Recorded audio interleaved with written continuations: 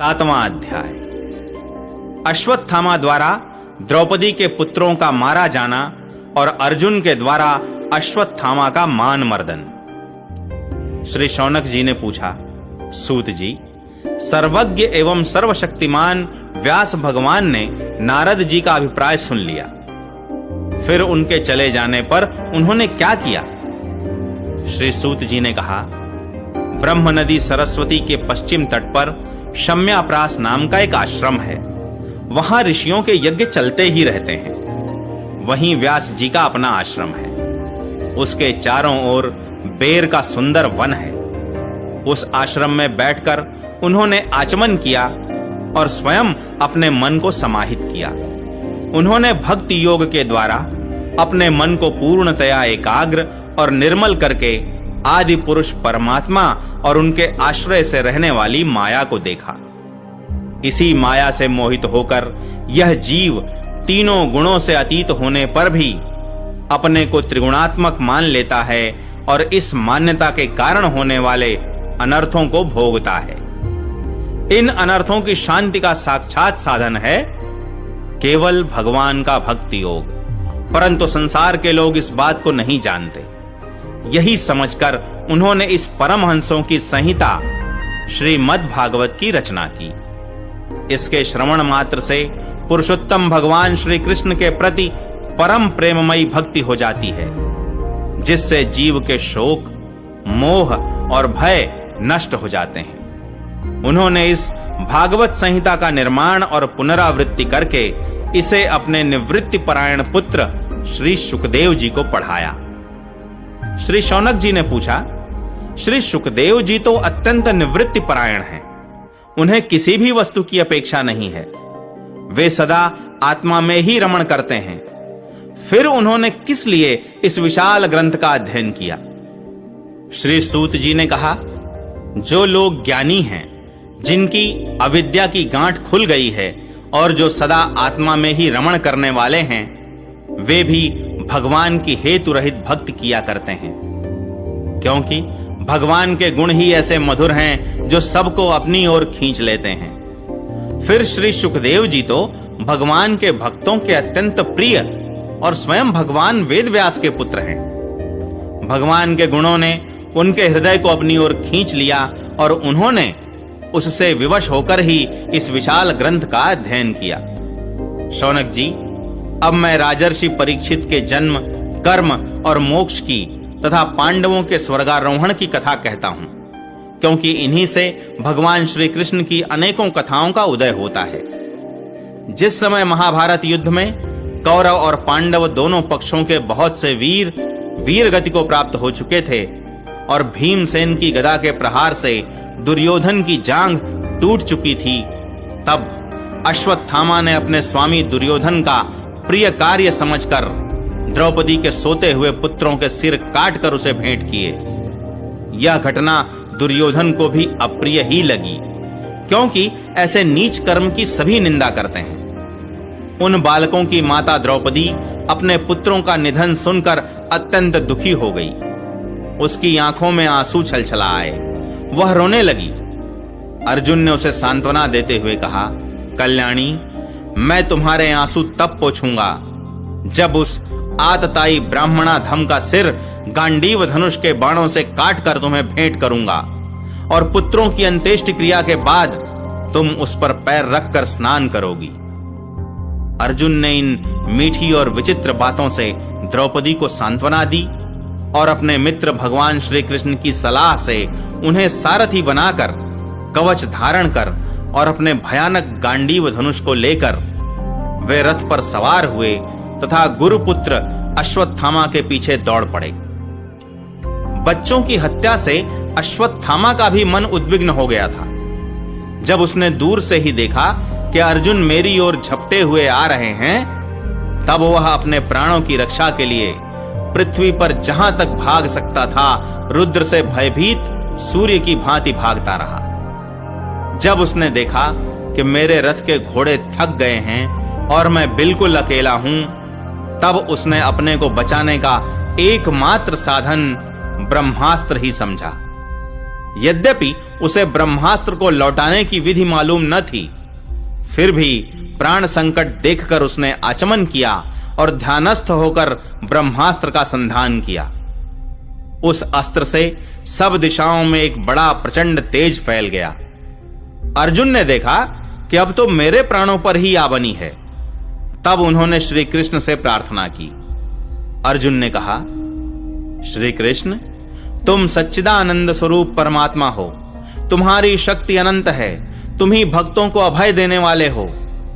जो संसार की धधकती हुई आग में जल रहे हैं, उन जीवों को उससे उबारने वाले एकमात्र तुम ही हो। तुम प्रकृति से परे रहने वाले आदि पुरुष साक्षात परमेश्वर हो। अपनी चित्त शक्ति से बहिरंग एवं त्रिगुणमयी माया को दूर भगाकर अपने अद्वितीय स्वरूप में स्थित हो। वही तुम अपने प्रभाव से माया मोहित जीवों के लिए धर्मादि रूप कल्याण का विधान करते हो। तुम्हारा यह अवतार पृथ्वी का भार हरण करने के लिए और तुम्हारे अनन्य प्रेमी भक्त जनों के निरंतर स्मरण ध्यान करने के लिए है। स्वयं प्रकाश स्वरूप श्री कृष्ण, यह भयंकर तेज सब ओर से मेरी ओर आ रहा है। यह क्या है, कहां से, क्यों आ रहा है, इसका मुझे बिल्कुल पता नहीं है। भगवान ने कहा, अर्जुन, यह अश्वत्थामा का चलाया हुआ ब्रह्मास्त्र है। यह बात समझ लो कि प्राण संकट उपस्थित होने से उसने इसका प्रयोग तो कर दिया है, परंतु वह इस अस्त्र को लौटाना नहीं जानता। किसी भी दूसरे अस्त्र में इसको दबा देने की शक्ति नहीं है। तुम शस्त्रास्त्र विद्या को भली भांति जानते ही हो। ब्रह्मास्त्र के तेज से ही इस ब्रह्मास्त्र की प्रचंड आग को बुझा दो। सूत जी कहते हैं, अर्जुन विपक्षी वीरों को मारने में बड़े प्रवीण थे।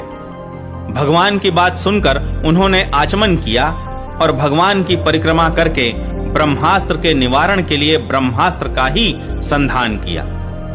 बाणों से वेष्टित उन दोनों ब्रह्मास्त्रों के तेज प्रलयकालीन सूर्य एवं अग्नि के समान आपस में टकराकर सारे आकाश और दिशाओं में फैल गए और बढ़ने लगे।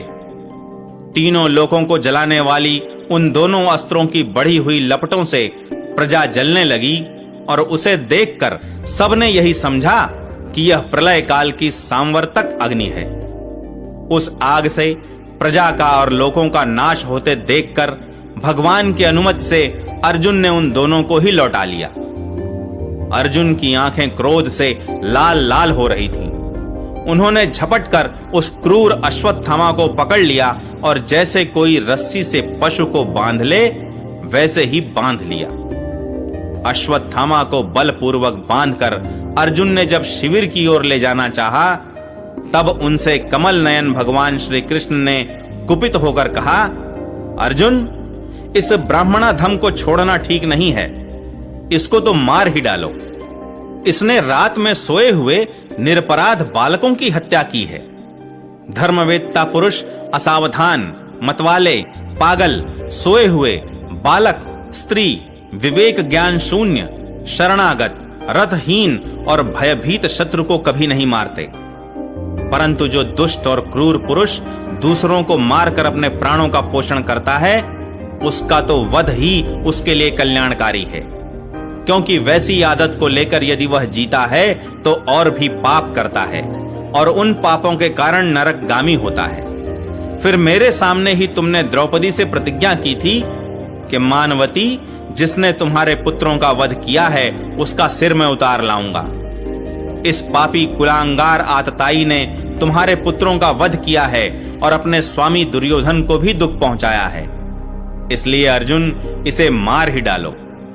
भगवान श्री कृष्ण ने अर्जुन के धर्म की परीक्षा लेने के लिए इस प्रकार प्रेरणा की, परंतु अर्जुन का हृदय महान था। यद्यपि अश्वत्थामा ने उनके पुत्रों की हत्या की थी, फिर भी अर्जुन के मन में गुरुपुत्र को मारने की इच्छा नहीं हुई। इसके बाद अपने मित्र और सारथी श्री कृष्ण के साथ वे अपने युद्ध शिविर में पहुंचे। वहां अपने मृत पुत्रों के लिए शोक करती हुई द्रौपदी को उसे सौंप दिया। द्रौपदी ने देखा कि अश्वत्थामा पशु की तरह बांध कर लाया गया है। निंदित कर्म करने के कारण उसका मुख नीचे की ओर झुका हुआ है। अपना अनिष्ट करने वाले गुरुपुत्र अश्वत्थामा को इस प्रकार अपमानित देखकर द्रौपदी का कोमल हृदय कृपा से भर आया और उसने अश्वत्थामा को नमस्कार किया। गुरुपुत्र का इस प्रकार बांधकर लाया जाना सती द्रौपदी को सहन नहीं हुआ। उसने कहा, छोड़ दो इन्हें, छोड़ दो। ये ब्राह्मण हैं, हम लोगों के अत्यंत पूजनीय हैं, जिनकी कृपा से आपने रहस्य के साथ सारे धनुर्वेद और प्रयोग तथा उपसंहार के साथ संपूर्ण शस्त्रास्त्रों का ज्ञान प्राप्त किया है। वे आपके आचार्य द्रोण ही पुत्र के रूप में आपके सामने खड़े हैं। उनकी अर्धांगिनी कृपी अपने वीर पुत्र की ममता से ही अपने पति का अनुगमन नहीं कर सकी। वे अभी जीवित हैं। महाभाग्यवान आर्यपुत्र, आप तो बड़े धर्मज्ञ हैं। जिस गुरुवंश की नित्य पूजा और वंदना करनी चाहिए, उसी को व्यथा पहुंचाना आपके योग्य कार्य नहीं है। जैसे अपने बच्चों के मर जाने से मैं दुखी होकर रो रही हूं और मेरी आंखों से बार बार आंसू निकल रहे हैं, वैसे ही इनकी माता पतिव्रता गौतमी न रोएं। जो उच्छृंखल राजा अपने कुकृत्यों से ब्राह्मण कुल को कुपित कर देते हैं, वह कुपित ब्राह्मण कुल उन राजाओं को सपरिवार शोकाग्नि में डालकर शीघ्र ही भस्म कर देता है। सूत जी ने कहा, शौनकादि ऋषियों, द्रौपदी की बात धर्म और न्याय के अनुकूल थी। उसमें कपट नहीं था, करुणा और समता थी।